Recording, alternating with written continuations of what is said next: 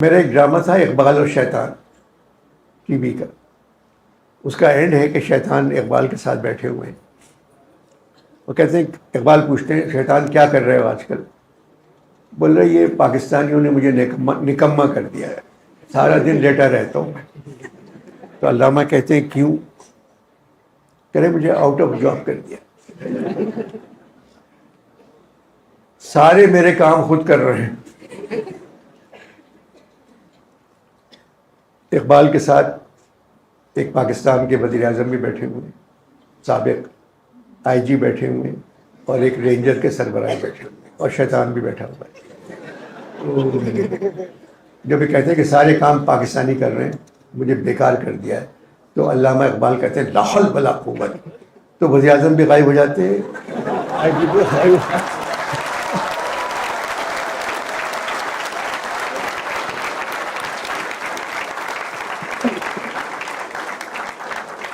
اس پر contempt court میں میرے اوپر اعتراض ہو گیا تھا, مجھے حاضری دینا پڑی. میں نے کہا یہ میری غلطی نہیں ہے, کیوں گئے ہیں؟ میں نے تو لکھا تھا وہ نہیں جاتے.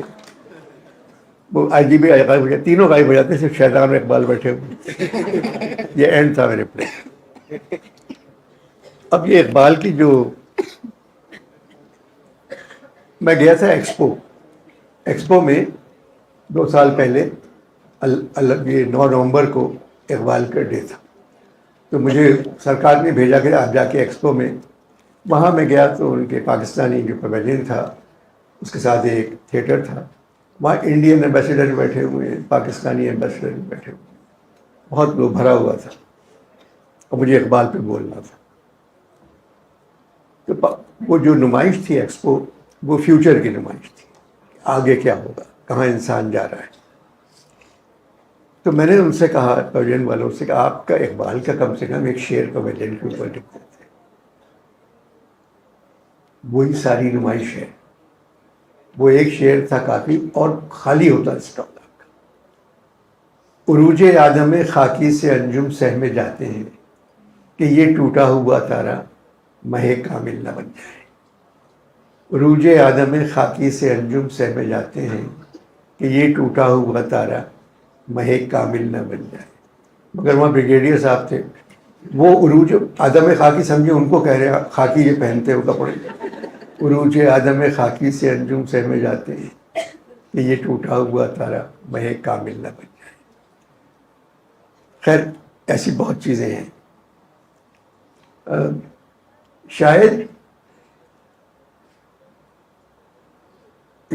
شاید کہ زمیں ہو یہ کسی اور جہاں کی, تو جس کو سمجھتا ہے فلک اپنے جہاں کا. یہ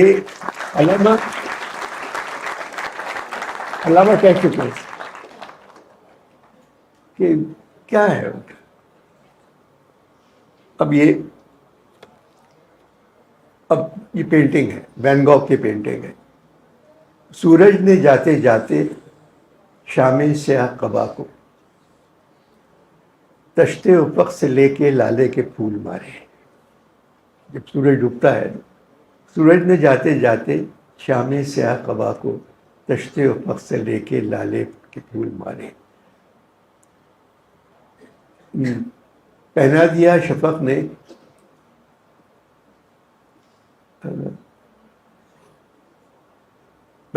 شفق نے سونے کا سارا زیور, قدرت نے اپنے گہنے چاندی کے سب اتارے. یہ پینٹنگ ہے.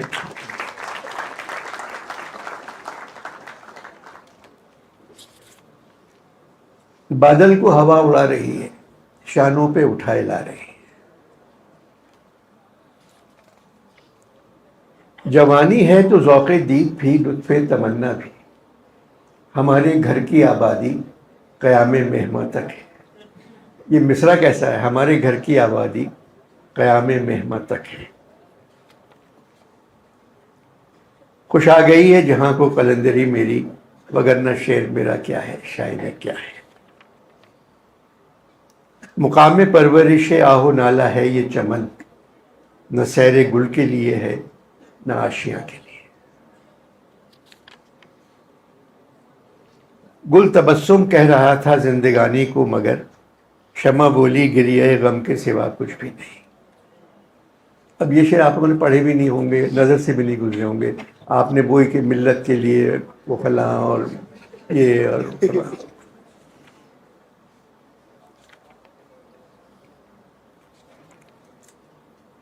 وہیں سے رات کو ظلمت ملی ہے، چمک پائی ہے تارے نے جہاں سے.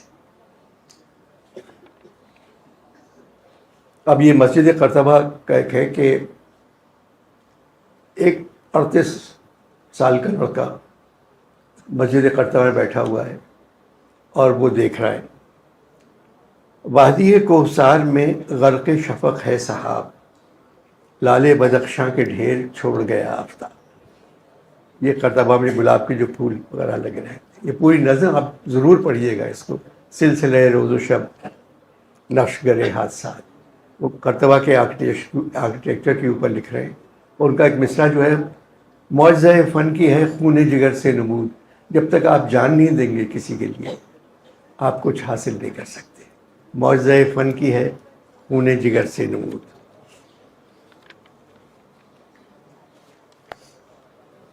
اب پہلے آپ کو سنایا تھا میں نے جو حالات ہیں ہمارے ملک کے، یعنی ہم میں صرف علامہ پہ بات کر سکتا ہوں، علامہ پہ بات کر سکتا ہوں. میں نے ایک شعر سنایا کہ آتا ہے یاد مجھ کو گزرا ہوا زمانہ. تو ایک صاحب کھڑے ہوئے، انور صاحب اس مصرے کے علاوہ ساری شاعری سنائیں، کیونکہ گزرے ہوئے زمانے کے بارے میں ذکر منع کیا گیا ہے، موجودہ حالات کے بارے میں سنایا. تو علامہ کا خط تو میں نے سنایا تھا آپ کو. پاکستان ٹیلی ویژن علامہ کی سالگرہ بنا رہا تھا، تو انور میاں میں نے تفصیل لکھ کے بھیجی تھی. تمہارا خط ملا ٹیلی ویژن کے پروگراموں کی، اپنی برسی منا رہا تھا، برسی 21 مارچ کو. تو اپنی برسی کے پروگراموں کی تفصیل سن کر دکھ ہوا. ٹیلی ویژن والوں سے کہو کہ بڑے لوگوں کی برسی نہ بنایا کریں، کیونکہ وہ مرتے نہیں ہیں، وہ زندہ رہتے ہیں. اگر میری برسی بنانے کا اتنا ہی شوق ہے تو 21 مارچ کے بجائے 25 مارچ کو بنایا کریں، جس دن مشرقی پاکستان تم سے الگ ہوا. میں شاعر مشرق ضرور تھا، مگر اس کا تعلق مشرقی پاکستان سے نہیں تھا. یہ خطاب مجھے تم لوگوں نے دیا تھا. اور ان کو بتا دو کہ علامہ چھوٹا آدمی نہیں ہے، بڑا آدمی ہے. بڑے آدمیوں کی تم سالگرہ منا لیا کرو، ان کی موت کا دن نہ منایا کرو.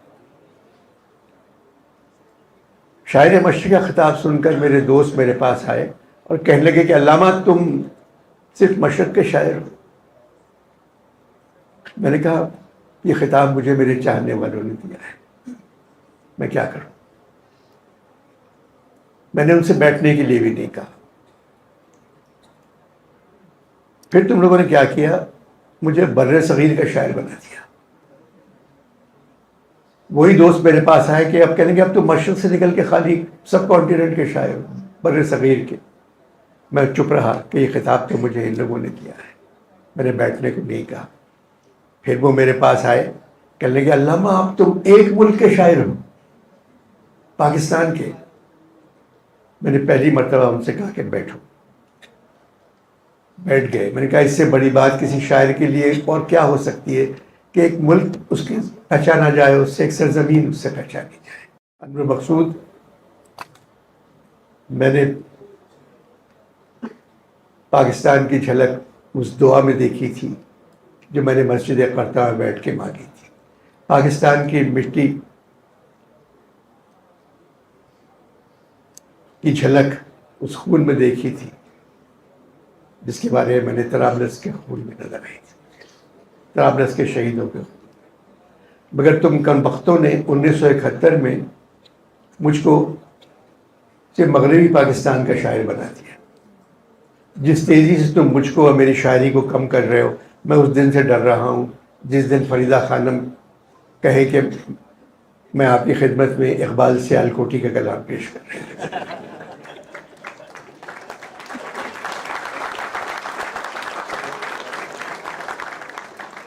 کسی نے مجھے بتایا ہے تمہاری پہنچ سربراہوں تک ہے، انور اس دفعہ اسلام آباد جانا تو میری طرف سے کہہ دینا کہ جتنی زمین تم لوگوں کے پاس محفوظ ہے اس کو زمین نہ سمجھیں، پلاٹ سمجھیں، کیونکہ تمہارے سربراہ پلاٹ کی حفاظت کر سکتے ہیں، زمین کی نہیں کر سکتے.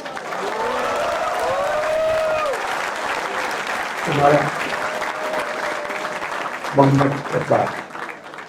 بہت بہت شکریہ.